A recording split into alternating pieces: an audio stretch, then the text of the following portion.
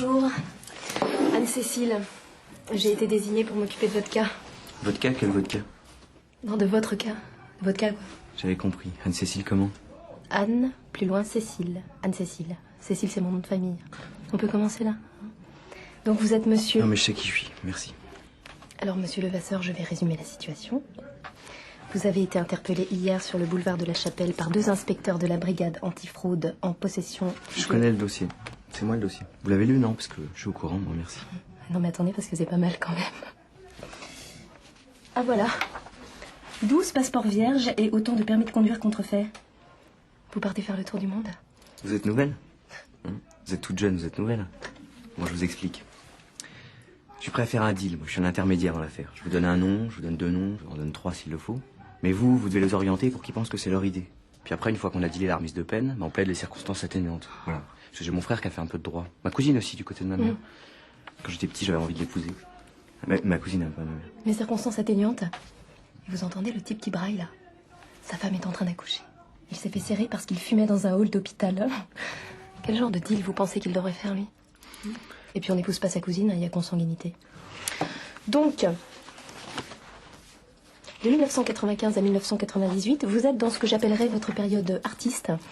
Détérioration de mobilier urbain, graffiti, vol d'autoradio. Ensuite, c'est la polytoxicomanie. 2 interpellations pour détention de drogue, diverses soit, mais en faible quantité. Alors jusque-là, ça va. Et alors, en 1999, vous mettez le turbo. Coups et blessures volontaires, vol à l'arraché. Oh, dis donc, ça va pas fort en 99. Ensuite, 2001. 2001, c'est plutôt une bonne année. Vous êtes impliqué dans une escroquerie à la carte bleue et dans un trafic de voitures volées. Mais quand même, on dirait que vous faites vos coups devant les commissariats, je vous jure.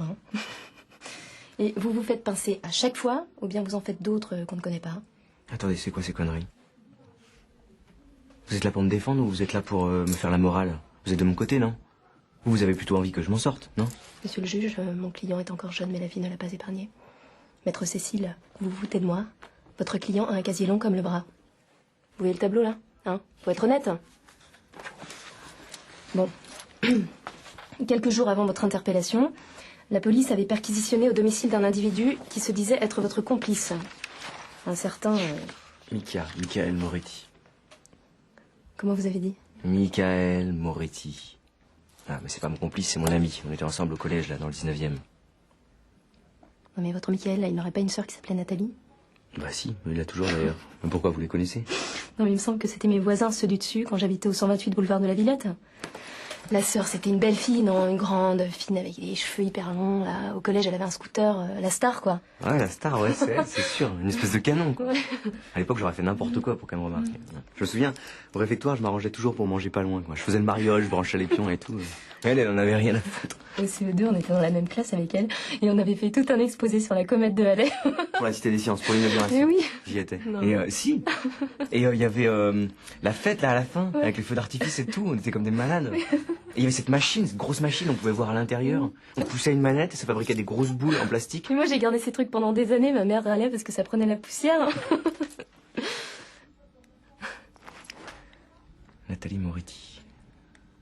Nathalie Moretti.